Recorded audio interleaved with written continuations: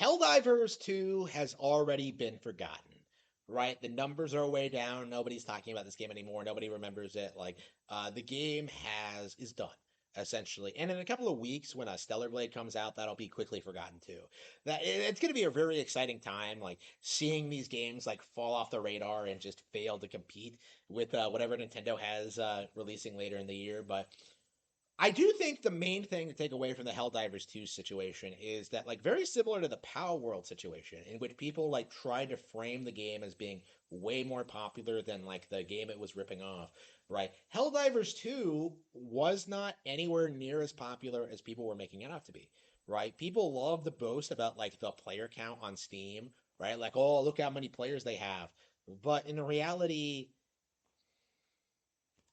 like, who cares, right? That is like my big thing when it comes to like seeing sales numbers or seeing Metacritic scores or seeing player counts.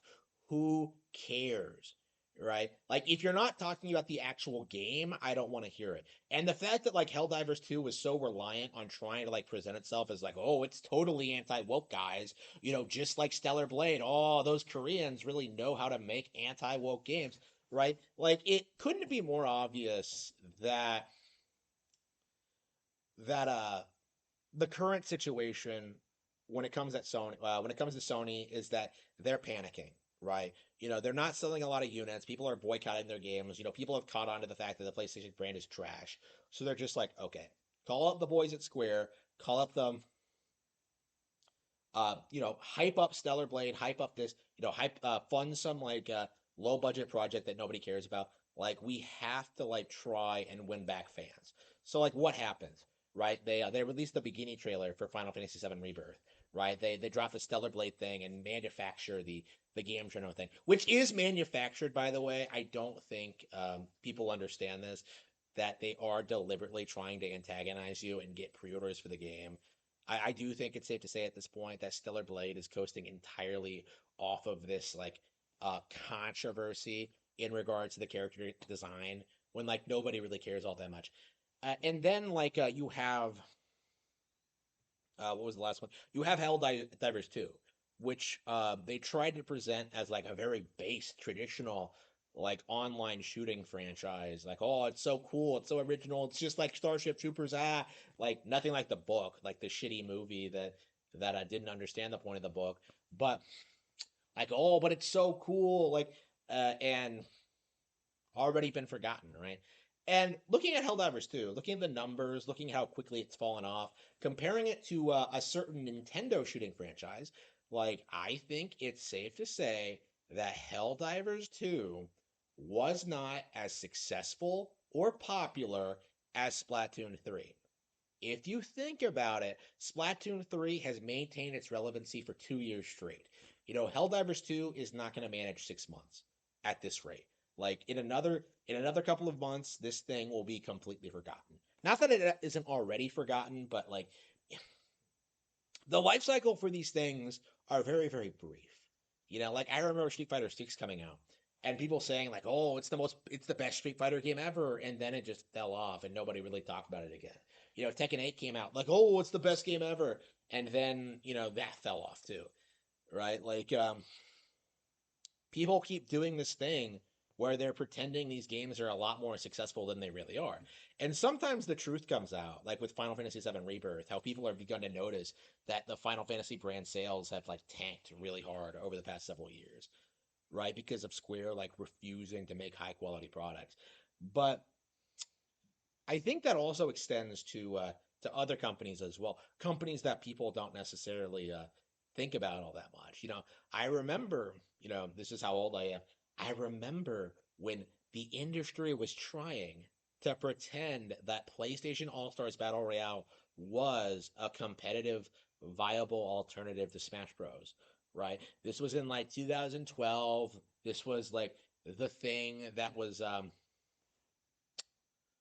this was going to, Brawl wasn't super popular, and people just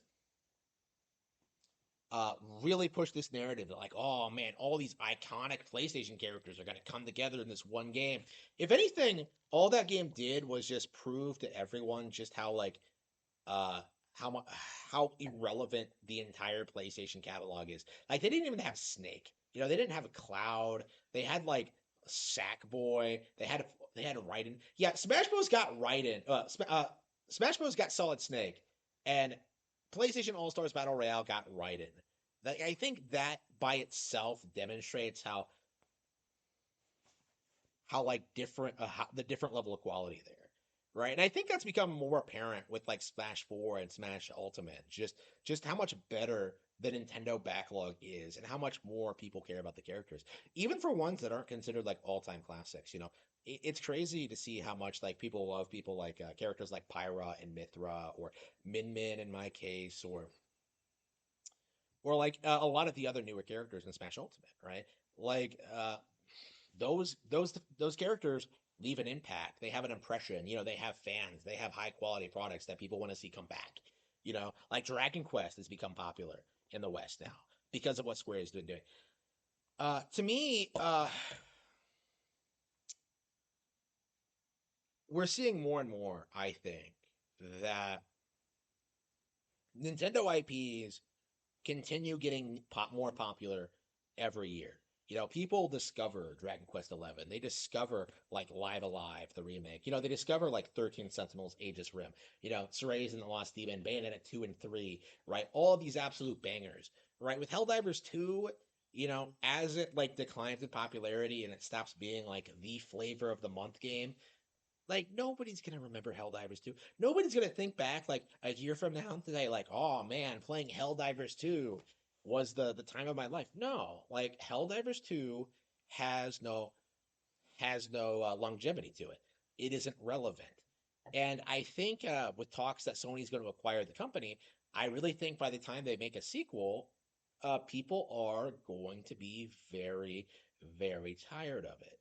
Right? I'm very curious at seeing just how much longer the narrative that that Helldivers 2 is like one of the best games this year is going to last. Last year we had Hi-Fi Rush, right? Like it's the same kind of thing. Like the gaming journals just throw out random games out there, hype them up as being the best of the year, and nothing.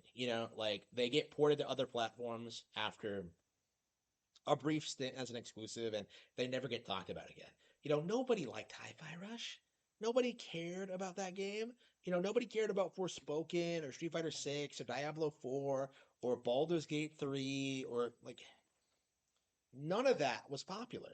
But we were all told it was at one point or another. And we really, really need to start acknowledging that that is indeed a problem.